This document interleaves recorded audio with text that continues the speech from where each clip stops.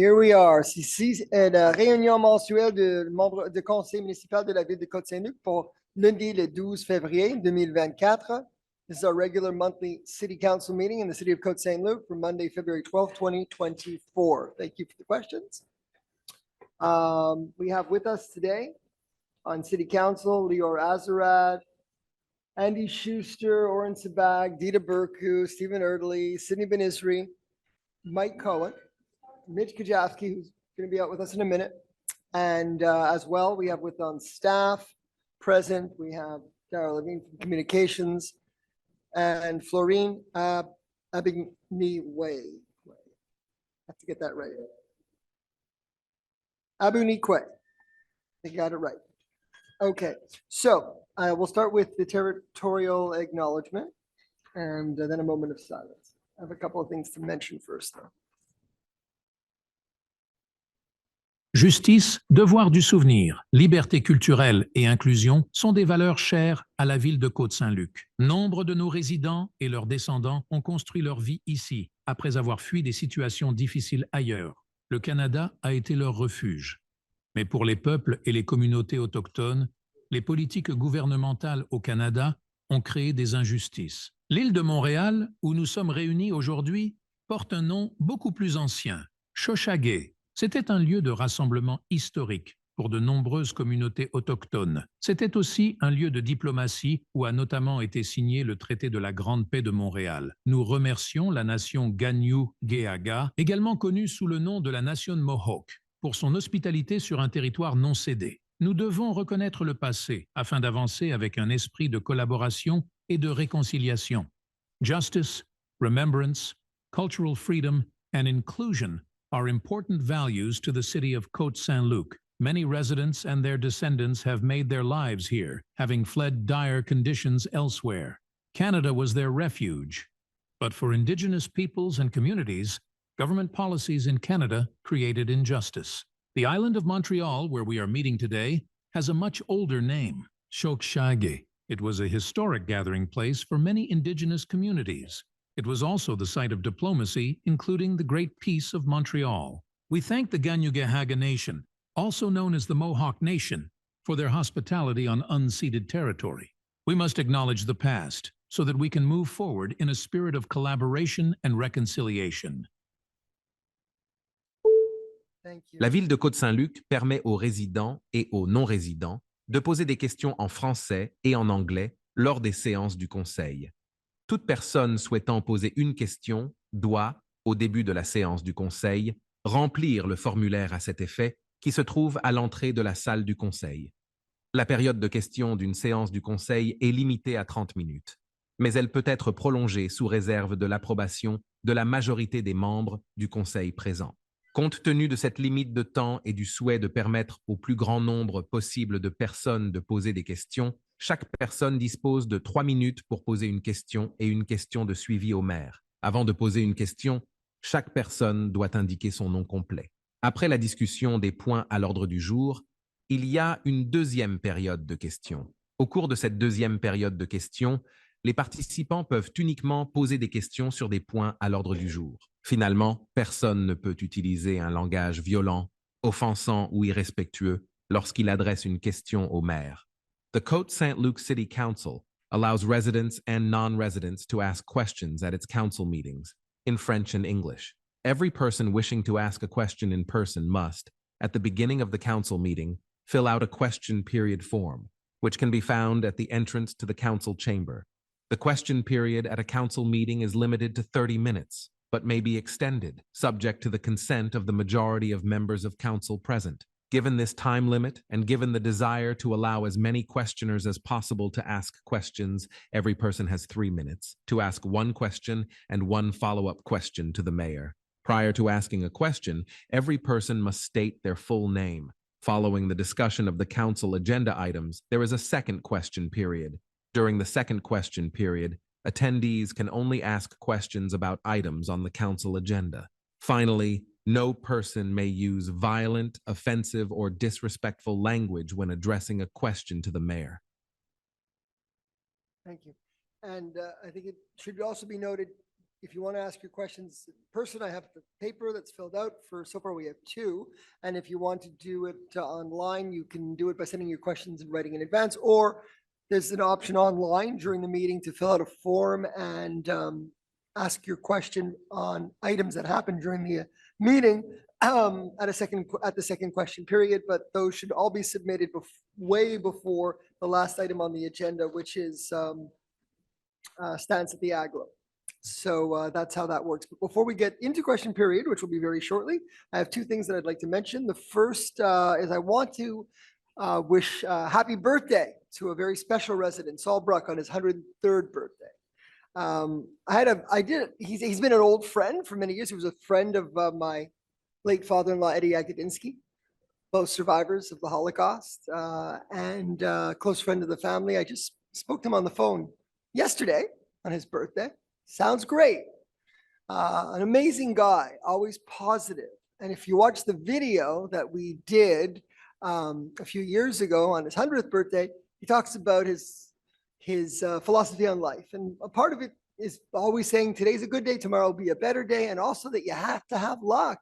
He tells one story when he was shot through his leg and the other guy that got the bullet died. He said, that's luck. So you need to have luck in life, but you also have to be positive and know that today is a good day, tomorrow will be a better one, and enjoy every moment of life. So a very happy birthday to Saul Bruck. Those are pictures with his family from yesterday, from his birthday. And there's also, I think, don't rush that picture, it's a nice picture. But there's also the link if anybody wants to hear his testimonial from a few years ago. I think you're going to put that up afterwards, the screenshot, so people, if they want to know. It's on our Holocaust Remembrance page that we have on the City of Côte Saint-Luc. We have a lot of testimonials there, and you can hear the one from a few years ago with Saul. It's really special. So happy birthday, Saul. Keep on enjoying every moment of life and being an inspiration to us all. Thank you. The other thing that I want to highlight today.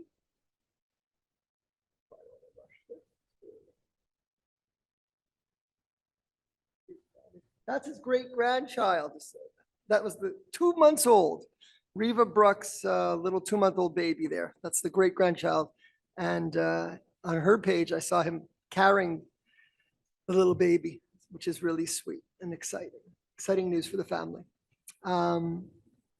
Okay, I was impressed. You want to show this little video? If anybody's watching the Grammys, there's a little video I think we should all take a look at. If you didn't see it, you get to see it now. So if anybody watched the Grammys, I was very touched by that video. I thought more people should see it.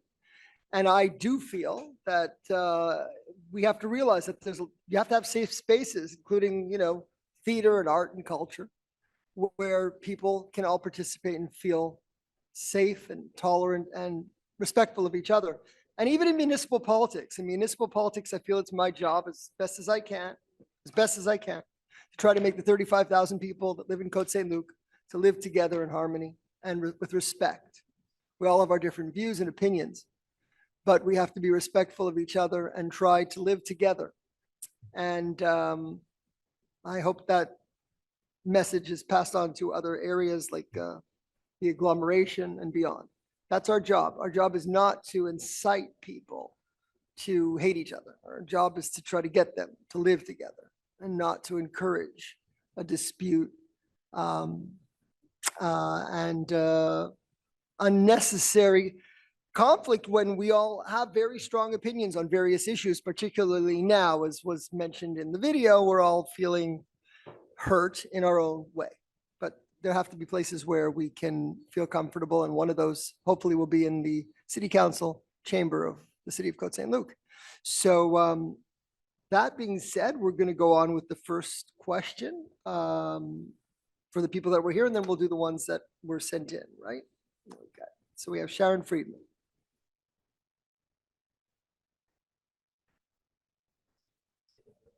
It's not on? Sharon Friedman. Yeah, you're up.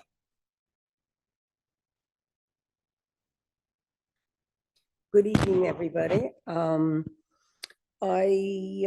continuation of a subject that I'm concerned about, I left messages for Madame Gibault's assistant because I didn't want to pay $200.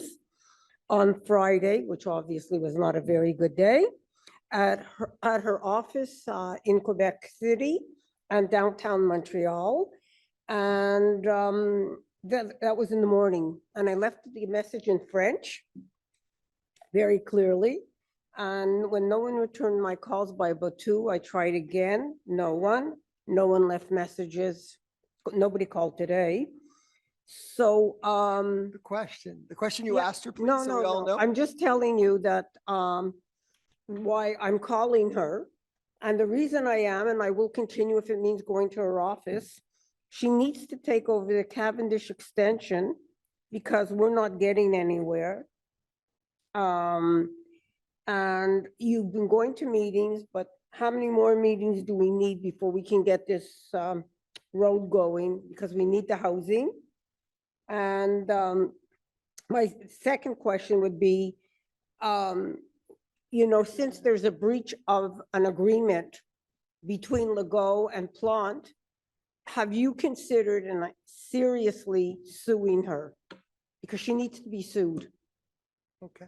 I'm going to let Councillor Burke, who's been working very hard with me. I've been going to all these meetings, like you say, on this issue. So Councillor Burke, go ahead.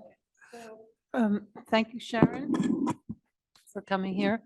And just for your knowledge and information, the minister responsible for Hippodrome, which is related to Cavendish, because the Hippodrome agreement provides that the provincial government grant the city of Montreal the entire Blue Bonnets area. And one of the conditions was that they build Cavendish. So the minister responsible for that is the Minister of Finance. And he is Eric Girard, and also the Minister of the Metropole, which is Mr. Fitzgibbons. And I can tell you, as the mayor has just said, that the 3 mayors, Saint Laurent, Côte Saint-Luc, and TMR, have definitely reached out to the ministers, both of them. Okay. And we're making progress in that regard, because right now, the blockage is at the city of Montreal. So only the provincial government really can force the city of Montreal to do what they're supposed to do, which is to respect the agreements and to provide and move forward with Cavendish. Okay. So that's Alright. the update, but there will be more. Okay, Thank you. thank you. Norman Sabin. Good evening. I wanted to talk about the closure of the King David residence. I heard about that last week, Monday, February 5th, on CJD actually. I was quite surprised to hear about it. Hadn't heard anything about that before. So we all know the King David is a residence in Côte Saint-Luc on Trent Avenue. It has 77 residents currently. It's been around since 1975. And it's closing September 30th, 2024. So all the residents there will have to be moved out and go somewhere else. It's a bit surprised to hear it. And I haven't really heard much about it from council or from our M&A, Elizabeth Prass. You have to feel sorry for these residents. They're going to have to leave. They're going to have to go somewhere else. Maybe pay more for their lodging. I don't know, but it's obviously a hardship for them and their families. So I also wanted to state that obviously when you close down 77 beds at a sort of a long-term care residence, that makes it harder for other people to have beds in the future that are coming from the hospital, from the Jewish, for example. There's less place to put people. So it has a lot of consequences. We can remember the closure of the Montefiore residence and the Castel Royal long-term residence. And I read, and I think we've all heard that last week, the government, actually January 30th, I have an article from the CBC website, that the Quebec government has a program now, $200 million program over 5 years, where they're going to help private residences stay open. I thought that was interesting vis-a-vis the King David, because somehow I think that somebody could sort of somehow take advantage of that and maybe keep the King David open. I think at a minimum, council should make a statement on the King David. These are 77 residents of Côte Saint-Luc. You have a certain degree of responsibility towards them. And maybe council should make a statement. You know, I would assume you would not be in favor of the closure.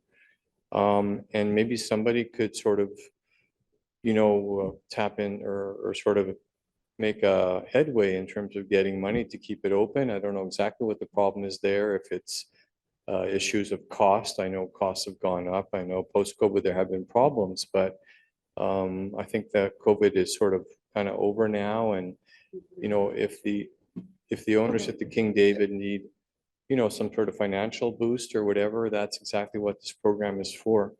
So I'm assuming council's heard about it. I haven't heard any statement from Elizabeth Grass, who's the M&A for Darcy McGee. So I just wanted to sort of bring this to the forefront, see what you thought about it. Would a resolution be helpful?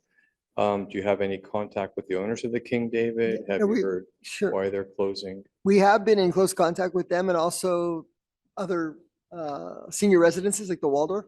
And we're Councillor Italy's pretty up to date. It's in his district, right? So you're Yeah. pretty up to speed on what's going on and where they're at now? Yeah, I'll give some background. So first, you know, what I would say is I'm in regular contact with King David, with the Waldorf, Neighborhood House, for example, and the residences and apartment buildings and so on in the district.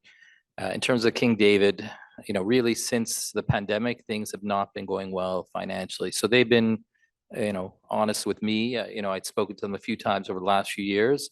And I guess it was September, October of 2022. So about a year and a half ago, they, you know, again, had shared that they were having some difficulty. I tried at the time to promote them as much as I could. They were actually one of our merchant of the month in the fall of 2022. And, you know, I attended a few events there, tried to, you know, help them out as much as I could, but ultimately, the number 77, I'm not sure where you got that, because the number I heard was in the 60s, actually in the low 60s. So I'm surprised that I hear 77.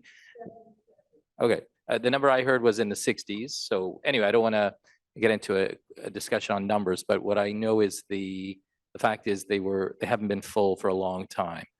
So they've been running basically at a loss for a few years now. The goal was to help them to find a way to, you know, to at least break even. It's not a public residence, it's a private residence. You know, for me, it's not, the intention is not for them to make huge amounts of money, but at least enough so that they can sustain operations. So like I said, I'd spoken to them quite a few times over the last few years, and it was really in December of last year of 2023, just I guess at this point about a month and a half ago, that they spoke to me and said that basically financially it wasn't sustainable. Now, for me, you know, I was not happy. You know, my thought, I guess I was surprised, but not shocked, given that, you know, I knew about their financial situation before. For me, the goal was to make sure that the residents could be supported in finding a new home, and one at a comparable or the same cost. They had already reached out to the Waldorf, and the Waldorf had agreed to take all the residences, all the residents who live there, basically at the same price, at the same rent, which is, from what I understand, less than their going rent, but they agreed to do it with only, let's say, you know, I guess I think it's every year there's a small increase, but basically with just an increase based on inflation, which is what they're allowed to do through the Régie de Logement and so on. Again, I wasn't happy. I also, I should say, reached out to the Neighborhood House. I reached out to the Séance as well to help. What I know is many of the residents have already signed with the Waldorf. I know some are going to the Séance, those who need more support. The average age of the residents I know was in the 80s, you know, 80s and 90s. So it's mostly older residents. And I, you know, reached out to the Neighborhood House, and basically they said they would take a few, but not because of lack of space, more because neighborhood is more independent living, and they can't necessarily accommodate in terms of the needs of some of the residents. So what I would say is, obviously, I'm not happy about what happened, but you know, in terms of on the financial side, the city doesn't have the means to support a private residence. We don't have the means to support a public residence either for seniors. In terms of the provincial government, I have to admit, I I wasn't aware, I was aware of discussions, but I hadn't heard any final numbers. But my understanding is at that point, it was, for them, it was a bit too late. Now, I also, I guess I will say also in terms of the timeline for them closing, I had a long discussion with the owners about this as well. And I said, well, can you extend it longer? And they said, well, it's a dilemma there as well, because the staff are aware that the King David is closing as well. And you can imagine if the staff are aware that the King David is closing, their first instinct is to look for alternative jobs. So it's become tough for them, to maintain services for the existing tenants, the existing residents. Now, I know that the provincial government can support there as well. So what they're working on is to try to, again, find placement. And for me, the goal is to make sure they're placed. And I understand even their moving costs are being covered. So the goal is to make sure that, well, I'll take a step back. In a perfect world, they would be able to stay in the King David, and that's how things would be. But given that it's a private residence, I cannot control them and say, no, you can't close. But we can do everything we can to help ensure that every resident is placed. If they want to place in Côte Saint-Luc at the Waldorf, there are spots. I know they've agreed to take every resident. They have the space for that. And to do it at the same cost and covering even their moving fees or moving expenses, to me was, I guess, the best I felt I could achieve under the circumstances. So, Yeah, I mean, Coger just bought the Waldorf a few months ago, right? They bought the Vista and the Waldorf. They had took it over, I know, this past fall, I think, or summertime. I know I know it's under I know that the Waldorf is part of a larger chain, but I'm not sure exactly which. Yeah, it's called Coger, COGIR. They stand. If you have a second question, it's fine, but it's 3 minutes and then a second question with a response. So I just want to ask also, is it zoned as the current zoning, is it like a senior's residence? Is that how it's zoned? It's what? Which means? Which is the type of zoning that allows that.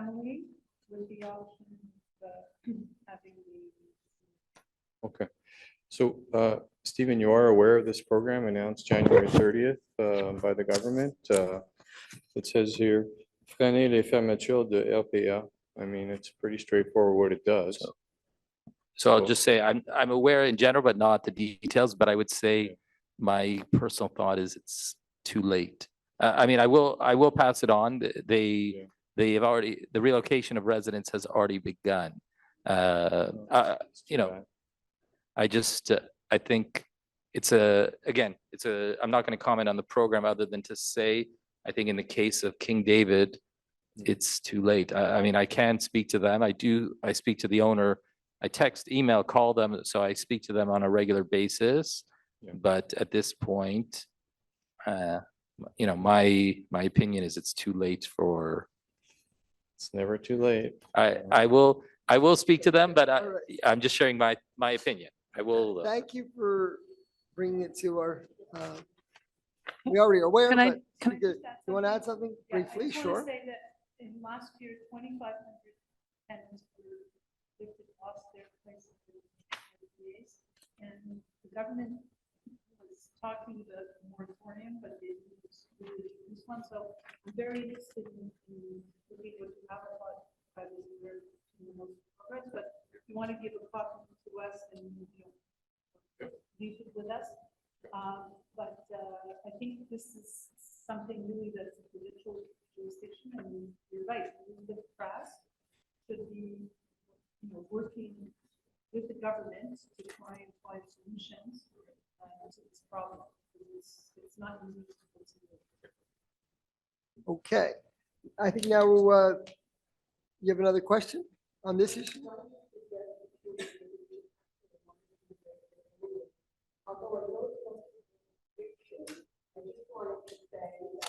You can come up to back to that. Your name's here. Okay. Sharon Friedman. You want to stand up there? Ask another question? Sure. Because we got an award for the city voted best responsive city council from the Suburban, right? Just got that on my desk. I saw that today. Thank you very much, Suburban, based on residents' votes. So You can ask another. I just wanted to say it's very sad. We're going to lose, or in the process of losing, the King David, because it's the only other strictly kosher with a synagogue facility at a kind of a reasonable rate, which is for a lot of elderly, is getting harder and harder to afford. Most of the people will be going right now to the Waldorf, because they've had empty spaces too. Most people can't afford the Waldorf. But the real area, it's great, it's in your writing, but it has to go to Federation, because it's an issue of where are Jewish elderly going to go at a reasonable rate in the future, because not everyone's going to be able to afford the Waldorf. They're giving them a special rate, but that's not going to continue. And, so the CS, I'm sure I will bring it to Liz. I sit on her executive, and I have already brought it to one of the highest people who sit in Federation.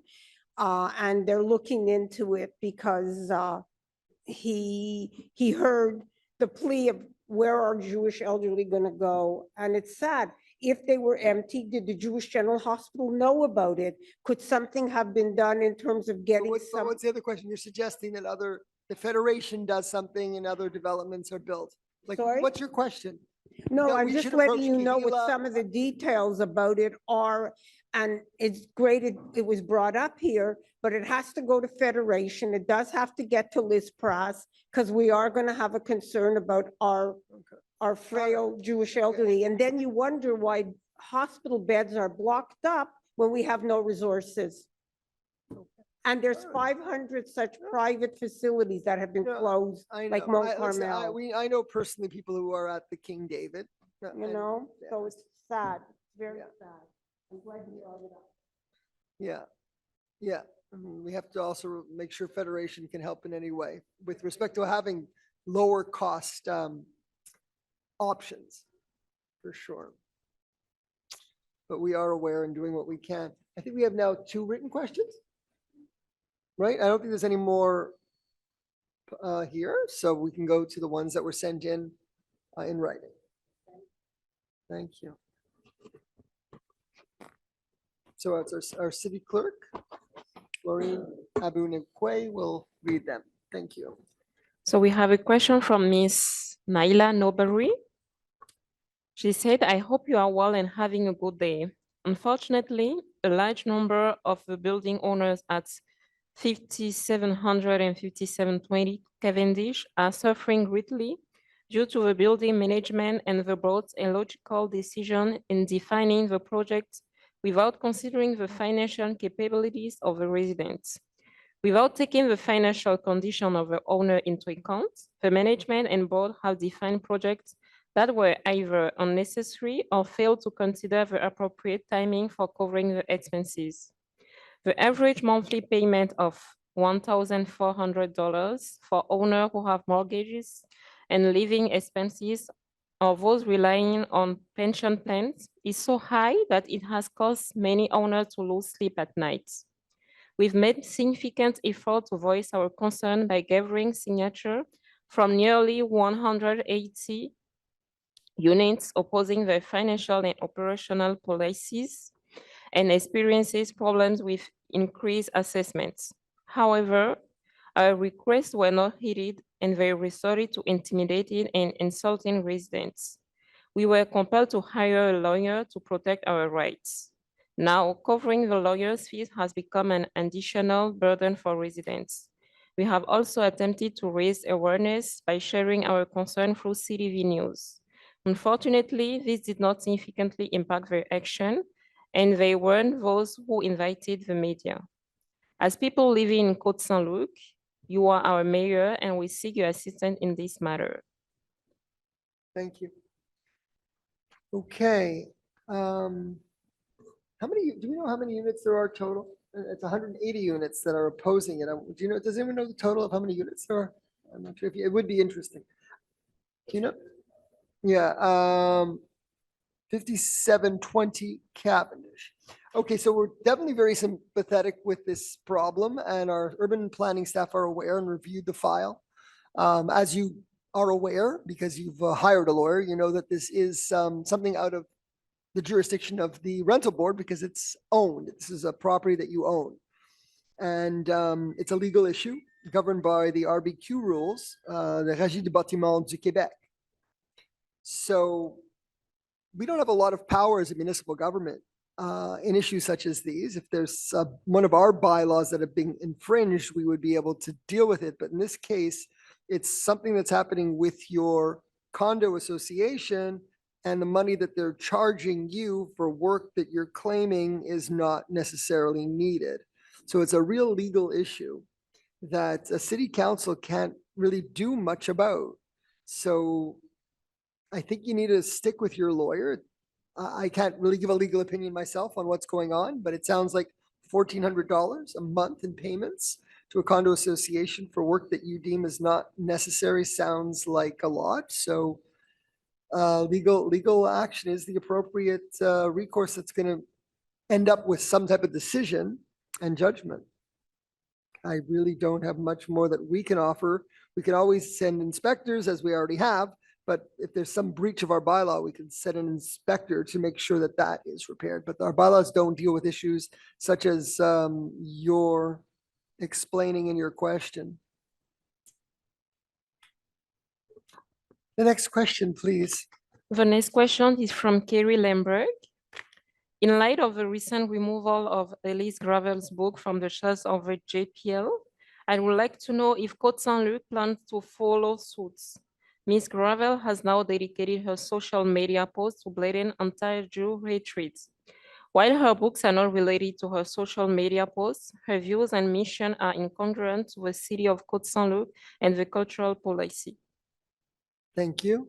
I'm going to read the policy that we have on this issue at the library. This is the official policy of the city of Côte Saint-Luc based on the Federation of Library Associations. We drafted our policy and it's approved by council, and it reads as follows. Libraries have a fundamental responsibility to protect and facilitate access to constitutionally protected forms of expression of knowledge, creativity, idea, and opinion, including those deemed unconventional, unpopular, or unacceptable by some groups or individuals. To this end, in accordance with their mandates and professional standards and values, libraries offer, defend, and promote equitable access to the widest range of expressive content and resist calls for censorship and the adoption of systems that deny or restrict access to resources. And the particular books that we're dealing with, that's the policy, and it's applied by staff, the librarian in this case.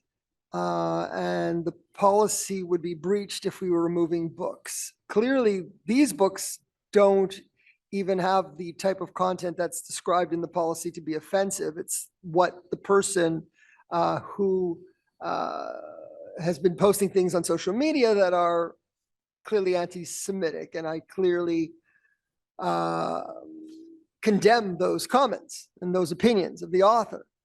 They're totally unacceptable and not of the values of tolerance and acceptance, such as the video that I showed that was played at the Grammys. That's not the way we see things here in Côte Saint-Luc, but that's an author. We have many other authors that write books that have books in our library, just like Elise Gravel, with the same or worse views and opinions. And some are alive today, some are from the past, historical, present, and past.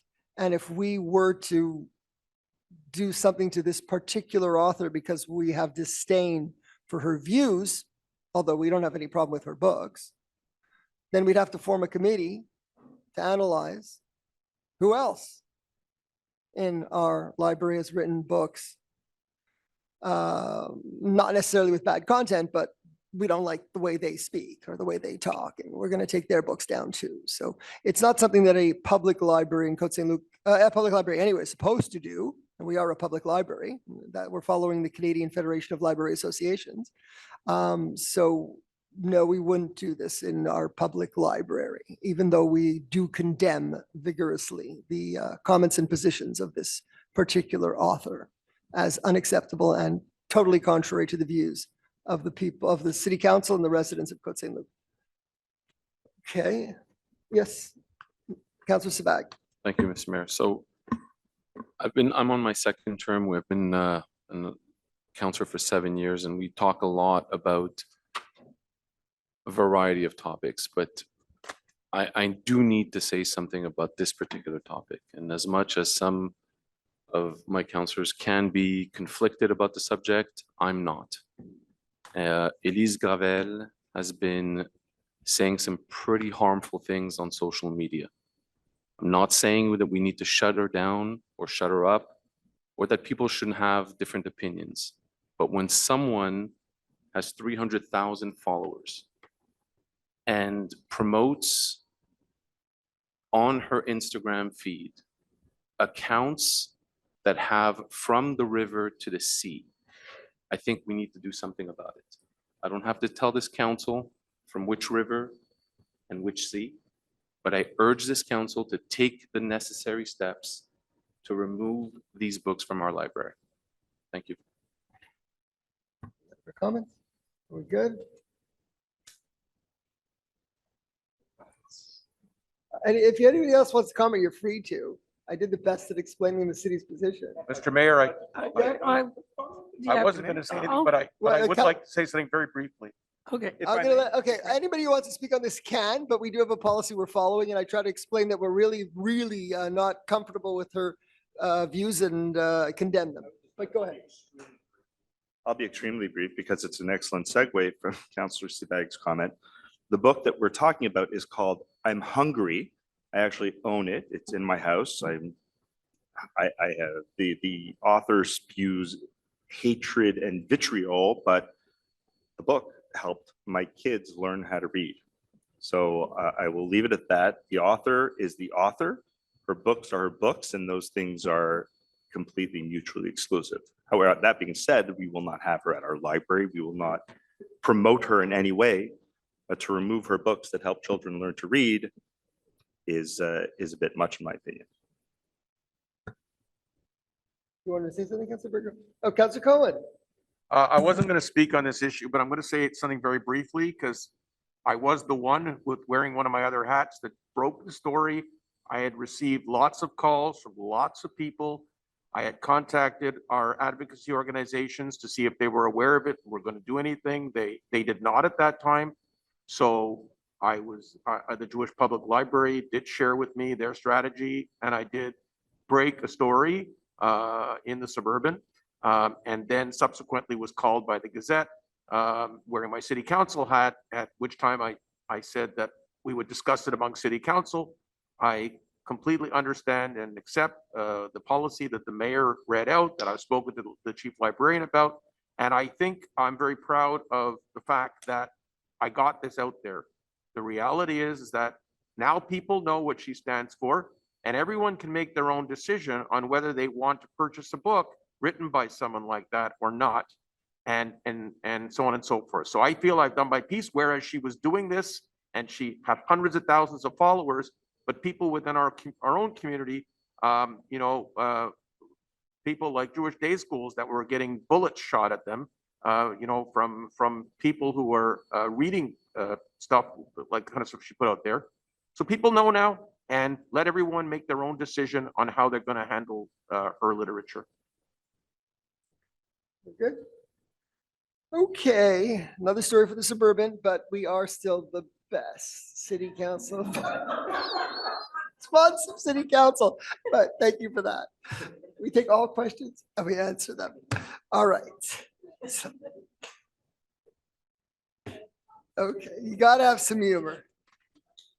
You gotta have some humor. No, we are, to all seriousness though, I'd like to thank the Suburban. This is, every year they have different awards and the public gets to vote on them. And you can pick up this magazine, The Best of Montreal, and it has all different types of nominations and winners They're very hard to get, Mr. Mayor, yeah, so yeah. you better give the councilors one each before they leave because they're running out of stock. So you can each get one of these. And also, thank you, and we appreciate the acknowledgement, so thank you for that. Okay, so now Councillor Cohen, adoption of the agenda, please. Mr. Mayor, I so move that the agenda for, I'm getting my next look at it. Yeah, the agenda for tonight's February 12th meeting be adopted. Thank you. Okay, so I think we're supposed to do that before. It's in a bad Yes. place. It's in a bad place, but it's okay. Now we're going to go to the approval of the minutes. Councillor Cohen. Seconded by, Even early seconds my all in agenda. favor? All right. Carried unanimously. Now we'll go to the approval of the minutes. Yes, Mr. Mayor, I so move that we approve the minutes of the regular council meeting of January 15th, 2024. Moved by Councillor Cohen, seconded by Councillor Erdely. All in favor? Carried unanimously. And now we go to the business arising from the minutes. I don't believe there is any. Government correspondence, I don't think there is any. So then we'll go to monthly departmental reports. Councillor Schuster. Thank you, Mr. Mayor. The monthly reports submitted for January 2024 be and are hereby submitted as drafted. Moved by Councillor Schuster, seconded by Councillor Azarad. Any discussion? Who wants to go first? Councillor Cohen. Thank you, Mr. Mayor. A couple of items. First of all, my monthly local author series at the library, and I can tell you one author who will never be on my show, but I won't mention her name. I most recently interviewed Ilya Dabda. She did a marvelous cookbook, Moroccan cooking recipes, and every recipe has an anecdote, a story attached to it. So it was a terrific book. You meet her on the Côte Saint-Luc Public Library YouTube page. Just type that into YouTube and you'll see my local author series. Every month I interview another local author. I wrote a blog in tribute to Lionel Siegel, who was a very close friend of my late dad. And Lionel was a former Côte Saint-Luc City Councilor. And he passed away recently, was living his last years in the Waldorf. Also good news from the library that Director West reports that we've recovered from severe loss of members during the pandemic. We're now over 10,000 active members, and the new memberships are being driven by newcomers to our community, some of them from different countries who are helping their families settle their new lives here in Canada. Great work by OMETS, helping a lot of new immigrants settle in Côte Saint-Luc. The Wager Adult Education Center, by the way, is now eligible for free memberships, and adults who are taking day or evening courses can join the library at no cost. This is a great benefit for them as they are often learning a second language and only be able to use the library's resources to further their education. Thank you, Mr. Mayor. Thank you. Next, Councillor Erdely. Thank you, Mr. Mayor. I'll start on the finance side. A reminder that the first tax installment is due on February 22nd, with the second one on May 23rd.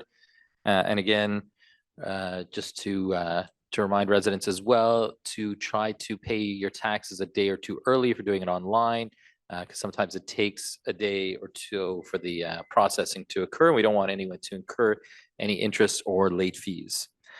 In terms of speaking of taxes, it's this time of the year where we have some on the list still from outstanding taxes actually from 2 years ago. On January 31st, we were at 11. Today, I think we're still at 1 left. Oh, yeah, what?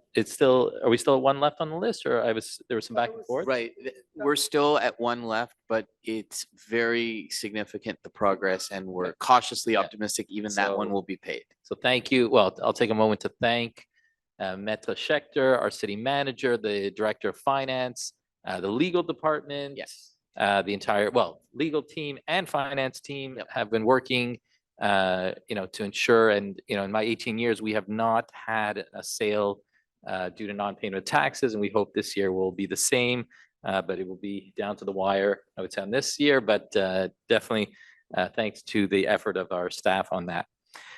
To switch slightly in terms of we've had 20, we're still early in the year, but I would say till the end of January, we've had 23 claims for lead rebates. So these are the rebates for the NSF 53 filters that you can put, and this is designed for homes that were built in that period where lead may have been used for the service line. So again, we encourage residents. I have a lead filter myself, being my house is built during that period.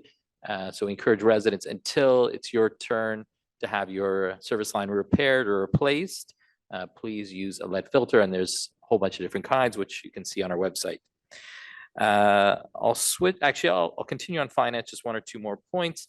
In terms of welcome tax, I'll give an update for 2023. We were, if you recall, the original budget was $4 million for the year in terms of the welcome tax or transfer duties. We had revised it to 2.5 million, this in light of the high interest rates and low number of sales. I can report as of end of November, early December, we were just over the 2.5, so at least we hit that target. And next month, I'll be able to report the final figures because the December ones are still coming in, but at least we hit the revised target on that front. And probably, I would say probably April, so I'll be able to report on the final numbers for 2023. Switching now, actually I'll switch to local. In terms of District 4, I guess some good and bad. We got the Schwartz rink up and running. It's been a bit of a tough winter this year. I think climate change, seems to affect us in many ways. And one has been this winter that's been up and down in terms of warm weather, cold weather, warm weather. I try to remember the last time it snowed. It's been a few weeks. But I want to thank our Public Works Department for doing their best to get the outdoor skating rinks up and running. And finally, I want to say a thank you to our VCOP volunteers. We have two in the back, Susie and Harvey. I had the chance to see many of the volunteers out at our winter carnival, which was, I guess, a week and a day ago, which was, again, beautiful weather and many volunteers, many residents happy to be there. So that concludes my report for today. Thank you, Mr. Mayor. Thank you. Councilor Brickman. Councilor Brickman. Yep, okay. So I have a couple of things to report. So first of all, the City of Côte Saint-Luc supports vulnerable and isolated seniors through smart homes connected to community health and city services. And the reason I'm raising this now is because we've been working on this project for the past 2 years. This is our last year for the subsidized project. And so I'm addressing this to everyone out there and any person who knows someone who could benefit from this. So if you live alone and have your routine, if you're willing to try something new, the Living Lab project may be for you. Over the next 6 months, we'll be installing smart sensors inside the homes and apartments of seniors. We can install it at your front door, on your stove or your sink, or wherever you choose. Si vous vivez seul et que vous avez votre routine, si vous êtes prête à essayer quelque chose de nouveau, le projet Living Lab est peut-être ce qu'il vous faut. The sensors will help identify when there is a break in the routine, and if you don't open the fridge in 24 hours or leave your bedroom or apartment over a period of days, the sensors will send out an alert to a person of your choice. Could be a family member living near or far, or a neighbor, or even your doctor or pharmacist. That's the Living Lab project. We invite you to be part of it. We are signing up people now, and if you or your family member are interested, please contact me directly at dburku@cotesaintluc.org or call City Hall and leave a message for me. So Because we're- explain what these sensors are. It's not cameras. Tell them. what No, the there's no sensors are. cameras. There's no cameras. It's basically motion sensors, which are just picking up on your routine and activities. And depending on how it's customized, because each one is customized for the individual who's living there. If there's a break in the routine, if the sensor notices that the fridge hasn't been opened, the stove hasn't been turned on, or even the front door hasn't been opened over a period of hours or days, depends on how it's adjusted, then an alert will be sent to a loved one. And we want to get a whole variety of people. So we have men, women, obviously, we want, French speaking people, we want English speaking people, we want people who also, maybe speak other languages. and who live in apartment buildings or who live alone in their homes. We're looking for all types of candidates. It's great. All they need though is internet. They do need internet. If they don't have internet, the program can supply it. Pretty cool. It's a very smart idea for anybody who's interested in joining. It's a benefit to you and we'll learn a lot and hopefully be able to spread the program, expand the program. Right. Okay, so I have a couple more things to announce. This morning, this probably come as news to the council as well. I attended a session at the Court of Appeal of Quebec with regard to our Meadowbrook case. The case goes on. There's no end to it. So when this is another case, it's another, motion in the saga of who is the real owner? Is it the GP or is it Group Pacific, and on and on. So we will soon find out the result of that, but the case is still ongoing, and I just wanted to report that our lawyers are working hard on our behalf. The other thing I wanted to mention is that this is perhaps a small thing, but I wanted to thank Public Works and Public Security for a very fast response. Mitch Kajaski and I both alerted Public Security and Public Works to the fact that children were rolling down the hill on Westminster, and it's quite dangerous. Instead of walking on the sidewalk that has the railing, these kids decided to go on the other sidewalk where there is no railing and to slide down the hill and maybe even roll into this oncoming traffic that's on Westminster. So Public Works and Public Safety got together. They put up a temporary fence, and we hope that that's going to discourage them. And so I wanted to thank them for that. And the final thing is, it's a little bit related to what was mentioned here tonight with the with the issue of hate and anti-Semitism. A lot's been going on at the Agglomeration Council meetings. The next one is on February 22nd. And I feel that, especially since I attended the last meeting and it was very, very tense and very difficult. And, I think there has to be a reset at the agglomeration, and I hope that the next meeting is going to allow for that.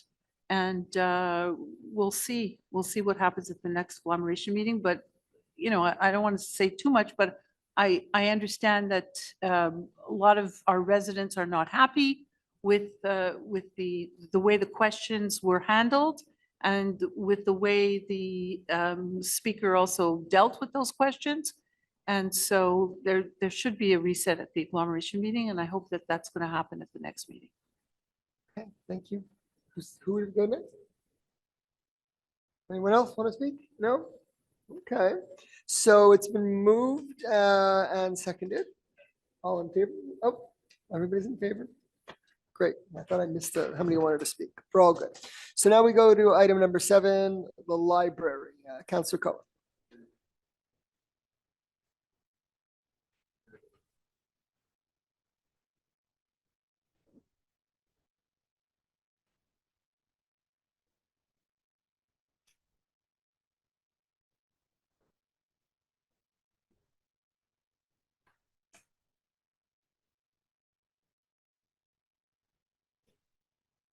Okay.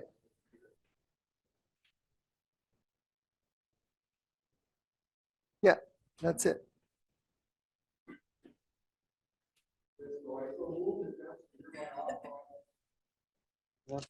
I so move that council hereby authorizes the city to request a grant for financial aid from the ministry under the program called Project Support for Projects Related to Collection, Development, and Autonomous Public Libraries for the budget year 2024-2025. That Janine West, Library Director, or in her absence, Lisa Milner, Manager of Administrative and Support Services, be and are hereby authorized to sign all documents related to this request, including the collection, development policy, and in particular, the agreement to be signed with the ministry. That the council confirms that it will auto-finance the budgeted amount for the acquisition of documents for 2024, which will include the amount allotted for the grant that will be given by the ministry. That said resolution shall be accepted for immediate action. Thank you. Moved by Councillor Cohen, seconded by Councillor Schuster. Any discussion? We'll take the grant. All in favor? All in favor? Carried unanimously. And now we'll go to item 8, which is financial and IT. Councillor Erdely. Thank you, Mr. Mayor. Be it resolved that the Côte Saint-Luc City Council hereby approves increasing the credit limit for the card assigned to Carmen Gallegos, purchaser, from $6,500 to $15,000. That the Côte Saint-Luc Council hereby approves furnishing a credit card to Beatrice Newman, Director of Public Works, with a credit limit of $4,000. That the Côte Saint-Luc City Council approves furnishing a credit card to Angela Marino, Director of IT and Assistant Treasurer, with a credit limit of $5,000. That the Côte Saint-Luc City Council hereby approves the cancellations of previous credit card issued of departing employees, namely Liz Hernandez, purchaser, and Steve Lemire, former IT manager. That said resolution shall be for immediate action. Moved by Councillor Erdely, seconded by Councillor Azarad. Any discussion? Yeah, so I'll just explain briefly. So we have certain members of the staff that have credit cards.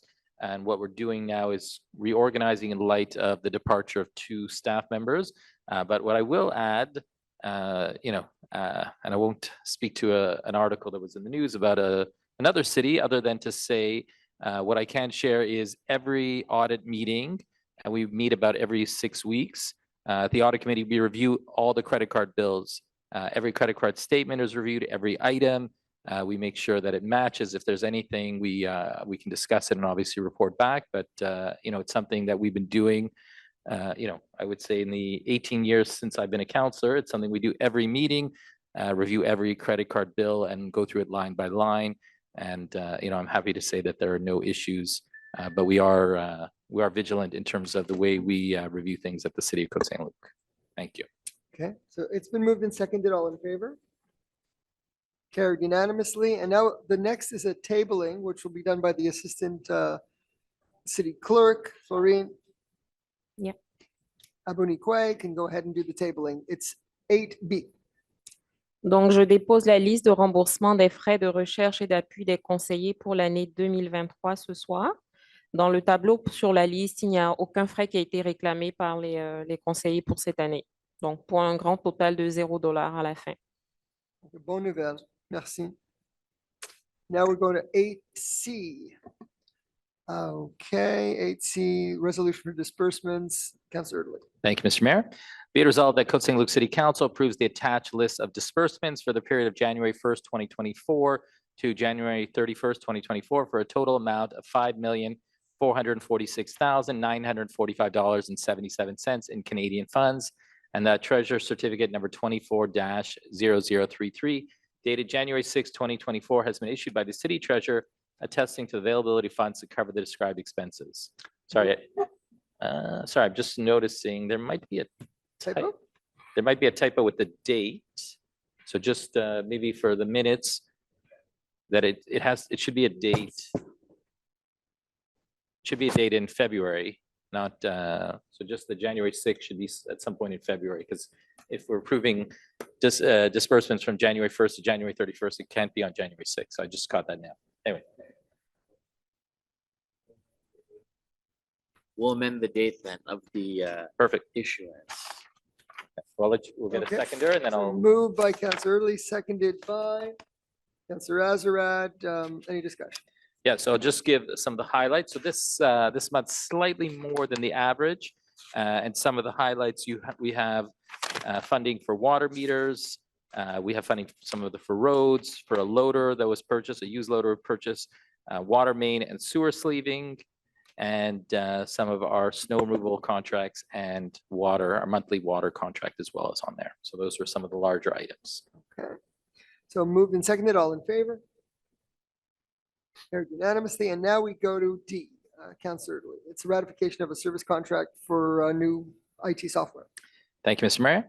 Be it resolved that the City of Côte Saint-Luc hereby ratifies the contract for Workforce Now that was signed with ADP on December 21st, 2023, which includes time and attendance, payroll, and HCM solutions, and approve the expense for 2024 pursuant to the contract for an amount not to exceed $51,000 plus applicable taxes.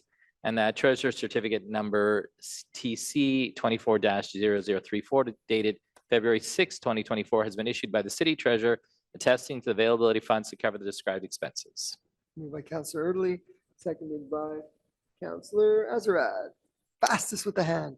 So Any discussion? I'll just give some background. So this is basically a software that the city is going to be using, or well, we have been using ADP, but we'll be using a new platform within ADP that communicates with PG, which is our main software used across the city.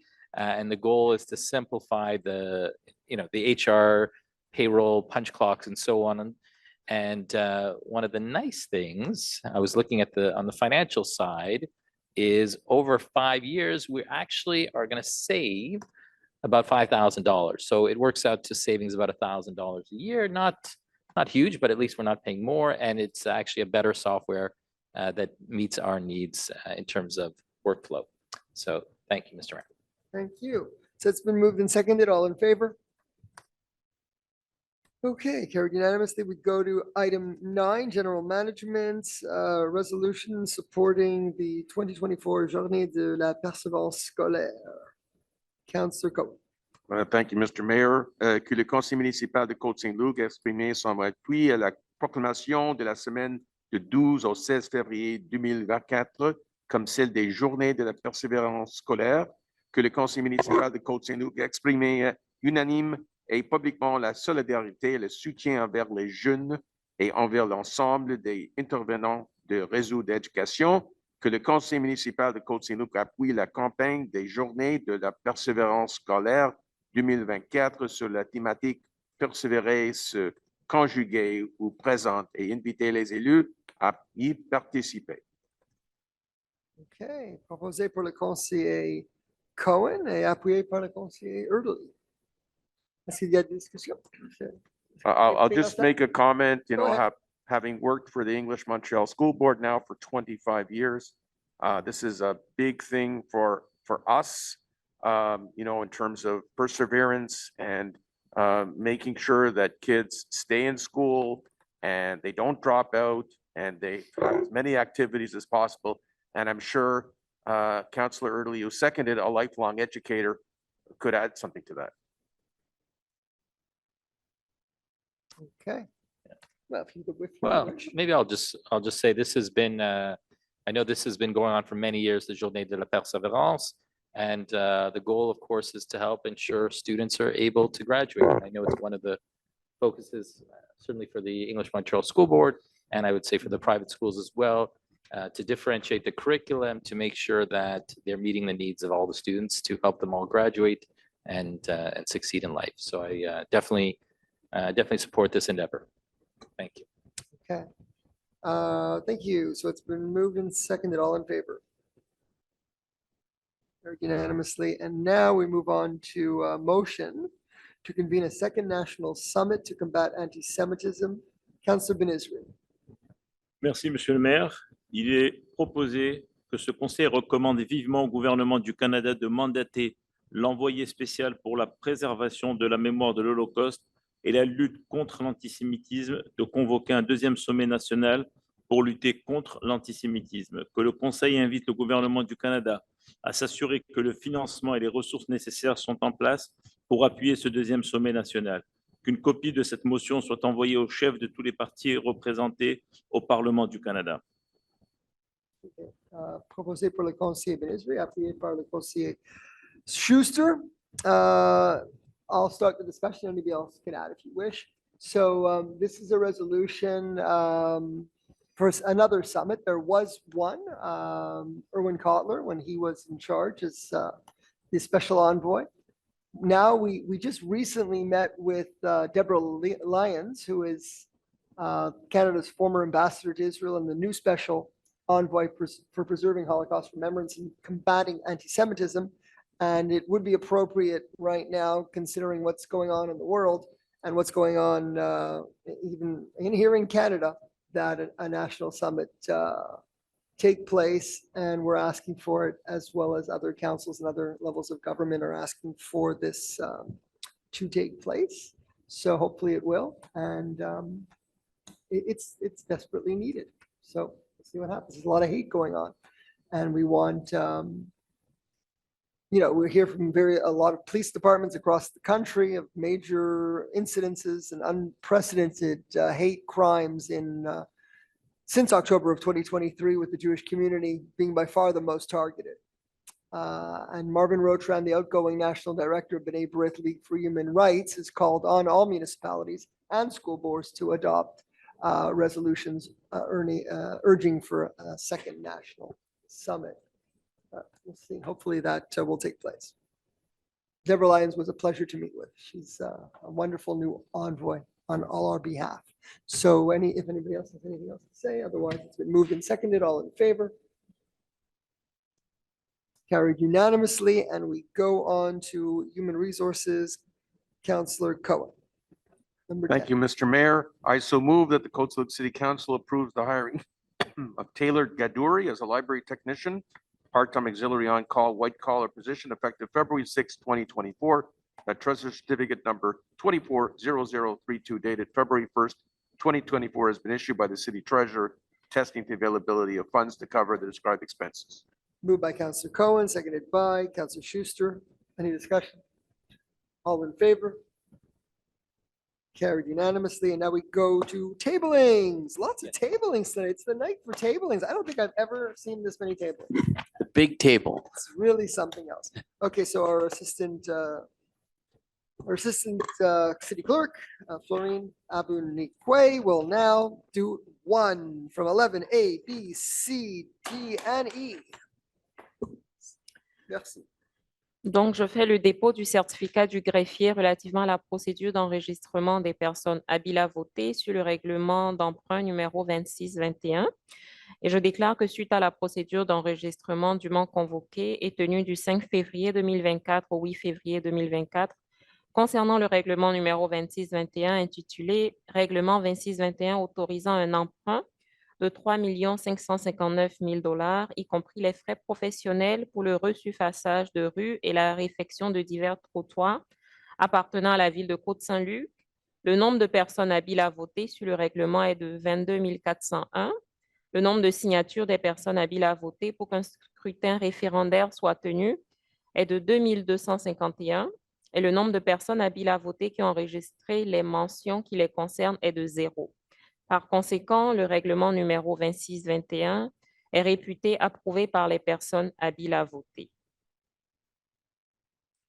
Ensuite, pour le 11B, dépôt du certificat du greffier relativement à la procédure d'enregistrement des personnes habiles à voter sur le règlement 2623.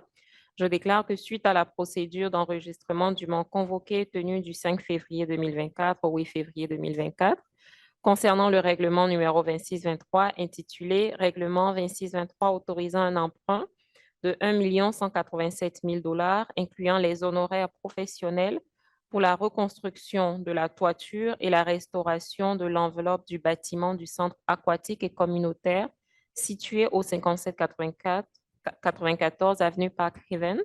Le nombre de personnes habiles à voter sur le règlement est de 22 401. Le nombre de signatures des personnes habiles à voter pour qu'un scrutin référendaire soit tenu est de 2 251. Et le nombre de personnes habiles à voter qui ont enregistré les mentions qui les concernent est de 0. Par conséquent, le règlement numéro 2623 est réputé approuvé par les personnes habiles à voter. 11C, certificat du greffier relativement à la procédure d'enregistrement des personnes habiles à voter sur le règlement numéro 2624.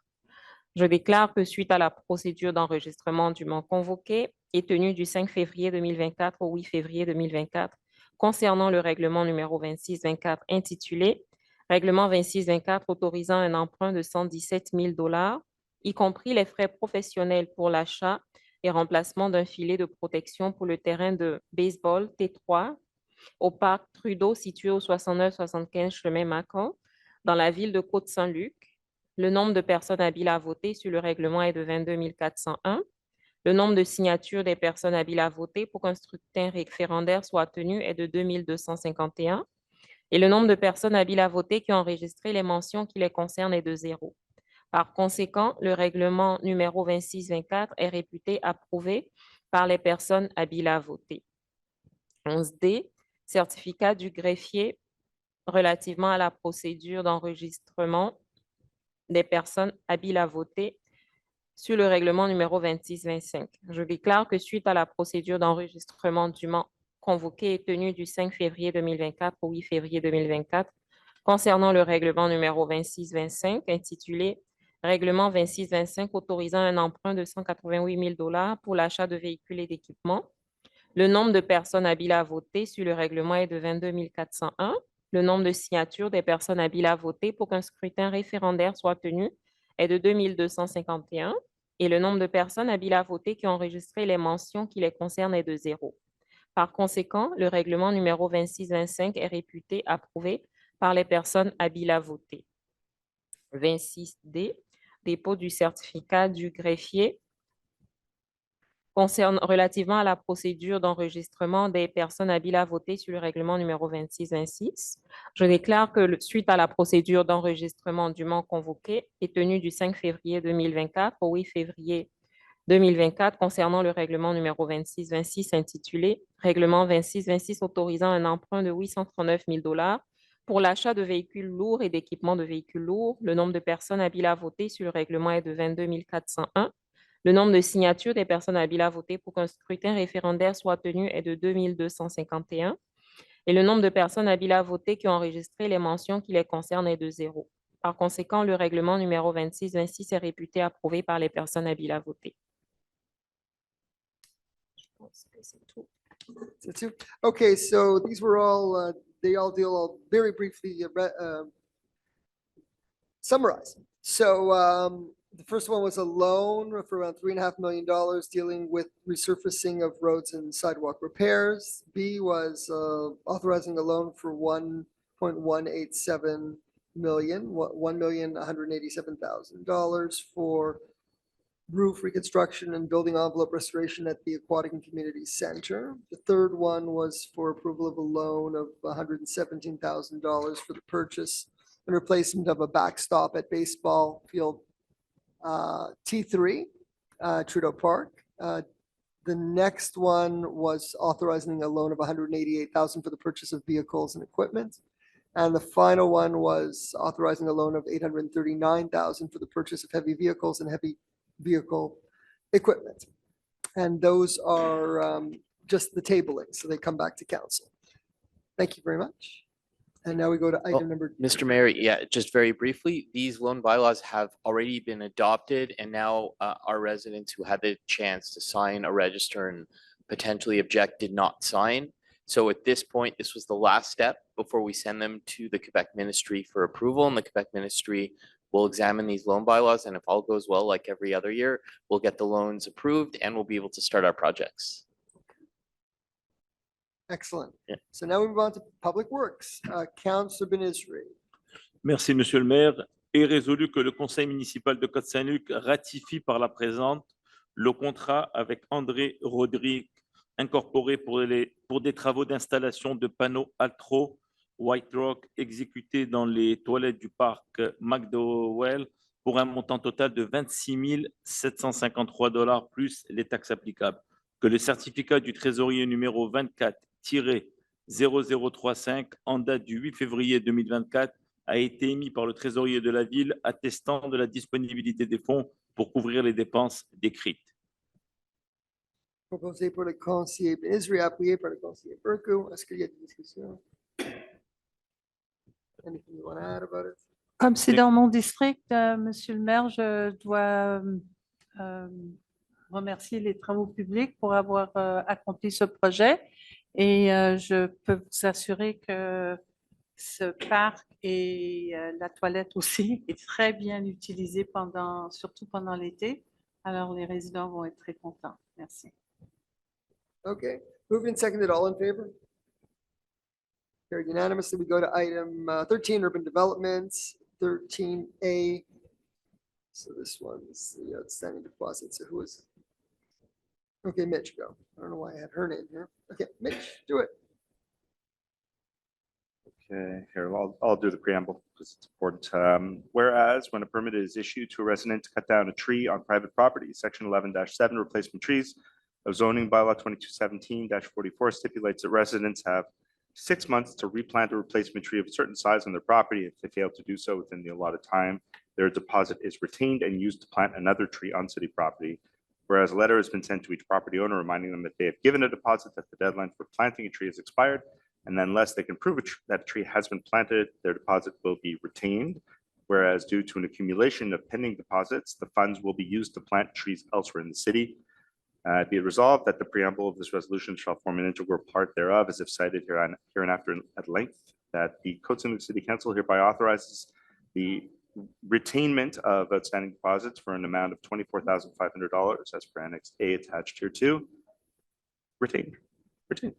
That the Côte Saint-Luc City Council allocates the retained amount of $24,500 to the planting of new trees in the city. Retained meaning we will Just make a, keep those deposits. a friendly amendment. So city council hereby authorizes the city to retain and transfer outstanding deposits for an amount of 24,000. I accept. Not retain it. Retain and transfer. Retaining. Well, either way, It's we have a been process moved now in by- place. We have a by process now in place to do this Councillor- annually. Councillor Kajewski and Councillor Berku. Yeah, so annually, By- we'll be flushing this account annually. I think in very rare cases, residents plant their own trees. Or is it commonplace? Councillor Lee. Yeah, anyway, it's Well, been moved and seconded, right? I'll just- Councillor Berku seconded it? Fine. I'll just mention that there are residents I know who do plant trees, and I will also add that the bylaw is 6 months, but we know, for example, if a resident cuts down a tree in, let's say, October, 6 months. So I know the city does give them extra time, which has happened in a few cases, like I said, because of them cutting down in the fall and not being able to plant it really till the spring, which can be a little bit more than 6 months. But these are cases where the resident has had the opportunity and decided not to. Excellent. Moved and seconded, all in favor? Okay, carried unanimously for those councils that are here. Okay, and now we're moving on to B. Councillor Kajewski. Thank you, Mr. Mayor. Be it resolved that in conformity with the Act respecting land use and development, CQLR Chapter 8-19.1, the Côte Saint-Luc City Council hereby adopts the second draft bylaw number 2217-63 entitled Bylaw to amend the zoning bylaw number 2217 to authorize additional uses in zone CD-9. Moved by Councillor Kajewski, seconded by Councillor Azarat. Any discussion? Yes, we had discussed this in length, that this was the only one adoption, correct? City Manager Schechter? This one here is on the second draft. And this one will, the next step will be that the city clerk will publish a notice in the newspaper calling anyone who is eligible from a concerned or contiguous zone, whether or not they want to sign, want to have a register. And if there are not sufficient signatures, it'll come back to the council for the adoption of a final version, and there'll be no register, and then it will be adopted and promulgated, put into law. So we're at the second step right now. Okay. So. This is just basically allowing for a daycare and other ground floor. uses. The corner of Cavendish and Kildare. Correct. So that's been moved by Councillor Kajewski and seconded by whoever wishes. Councillor Azarat. Any other discussion? No? I know. All in favor? Carried unanimously. And now we move to C. Thank you, Mr. Mayor. Moment. Be it resolved that in conformity with the Act respecting land use and development, CQLR Chapter 8-19.1, the Côte Saint-Luc City Council hereby adopts bylaw number 2345-4, entitled Bylaw to amend bylaw number 2345 governing the demolition of buildings in order to adjust provisions related to the percentage of demolition, monetary guarantees, and other provisions. Moved by Councillor Kajewski, seconded by Councillor whoever wishes, Councillor Schuster. Any discussion? So this is the final draft Correct. bylaw, just two adoptions for this one. So this is the final Correct. time for now. Council Exactly. On the new demolition bylaw. This has been moved and seconded. All in favor? Carried unanimously. And now we go to D. Thank you, Mr. Mayor.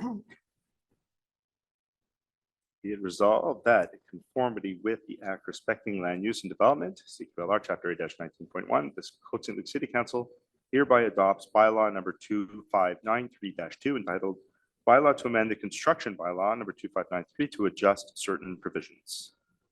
Okay, moved by Councilor Kajewski, seconded by Councilor Sabag. Any discussion? So again, like previous, this is to adopt the final draft of our new construction bylaw, similar to demolition, just to modernize. All right. Moved and seconded, all in favor? Carried unanimously. And now we go to E.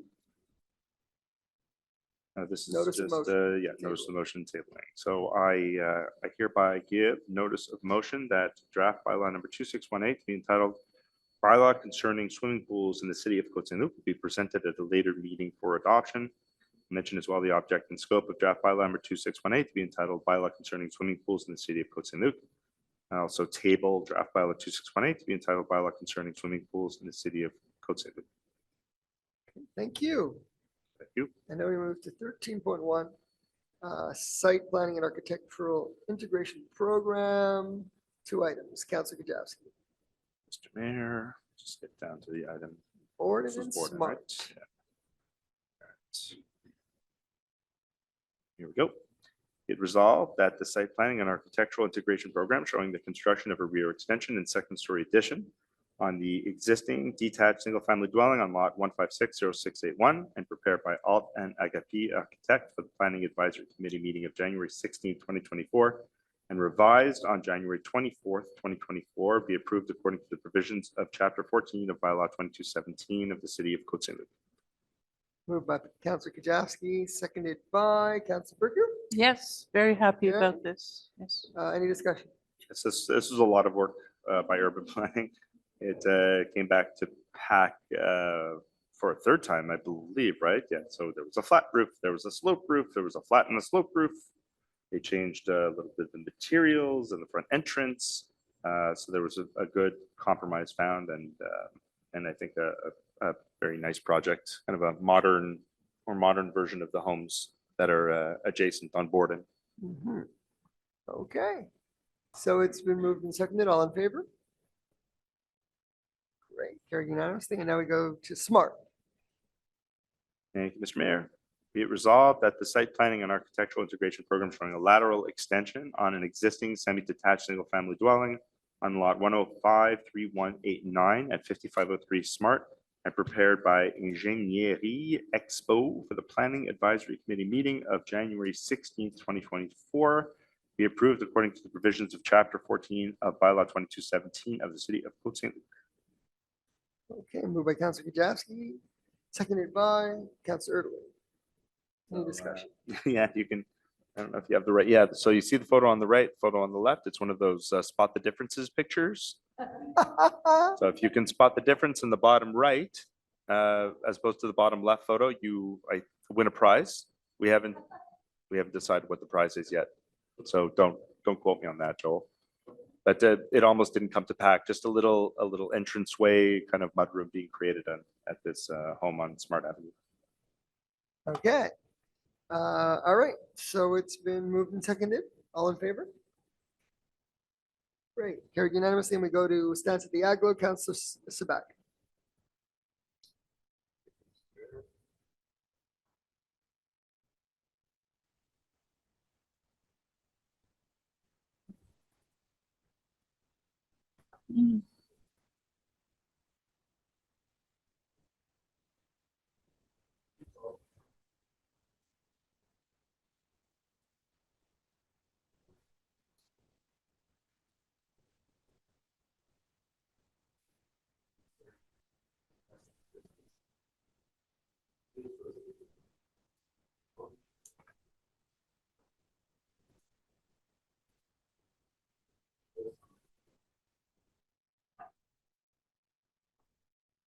Thank you, Councilor Sabak, seconded by Councilor Schuster.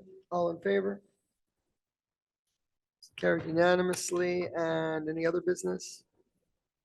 Is there anything for second question period? No? Move for adjournment. Councilor Schuster, seconded by Councilor Azarad. All in favor? We are adjourned. Thank you.